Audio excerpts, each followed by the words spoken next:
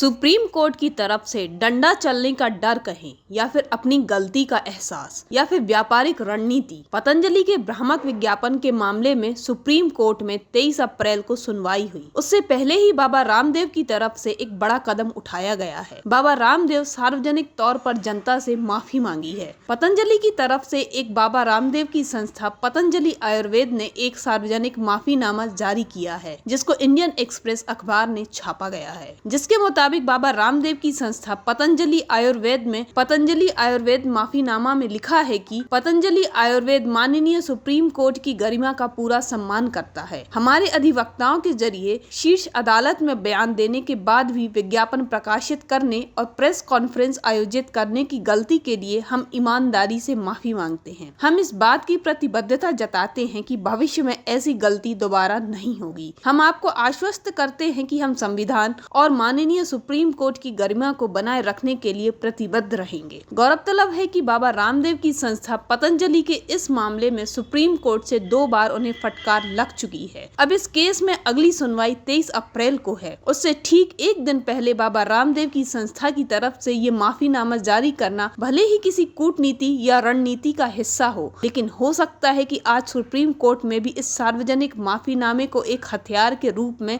इस्तेमाल किया जाए, जिस पर सुप्रीम कोर्ट भी विचार करे। अब इस माफीनामे का असर सुप्रीम कोर्ट की सुनवाई में चाहे जो भी पड़े, लेकिन बाबा रामदेव की पतंजलि संस्था ने सार्वजनिक माफीनामा मांगकर जनता में अपने विश्वास को कायम करने की भरपूर कोशिश भी की है। जिसमें वे वो सफल होंगे या नहीं, ये भविष्य की बात है। फिलहाल सुप्रीम कोर्ट में आज क्या कुछ होगा, उस पर भी सबकी नजर टिकी हुई है। गौरतलब है कि आज इस केस की सुनवाई में बाबा रामदेव और आचार्य बालकृष्ण को तलब किया गया है। उससे पहले सर्वोच्च न्यायालय ने पिछली सुनवाई के दौरान योग में रामदेव के योगदान को स्वीकार करते हुए कहा कि वो और आचार्य बालकृष्ण जांच के दायरे में रहेंगे। उससे पहले भी दोनों को अपनी गलती सुधारने के लिए 1 हफ्ते का समय दिया गया था। वहीं ये भी बता दें कि पतंजलि के खिलाफ इंडियन मेडिकल एसोसिएशन ने याचिका दायर की थी, जिसमें उसने आरोप लगाया था कि कंपनी ने मॉडर्न मेडिसिन और कोविड-19 वैक्सीन के खिलाफ दुष्प्रचार किया था, जिस पर सुप्रीम कोर्ट में लगातार सुनवाई चल रही है। सुप्रीम कोर्ट में इस याचिका पर क्या कुछ फैसला आएगा, ये तो फिलहाल कहा नहीं जा सकता है, लेकिन बाबा रामदेव की पतंजलि संस्था की तरफ से जारी किया गया सार्वजनिक माफीनामा इस केस के लिए एक हथियार जरूर माना जा रहा है। बता दें कि इंडियन मेडिकल एसोसिएशन ने अगस्त 2022 में कोर्ट में केस किया था। मामले की सुनवाई के दौरान नवंबर 2023 में अंतरिम फैसला लेते हुए अदालत ने कंपनी से कहा था कि वो भ्रामक विज्ञापन देना या छापना बंद कर दें।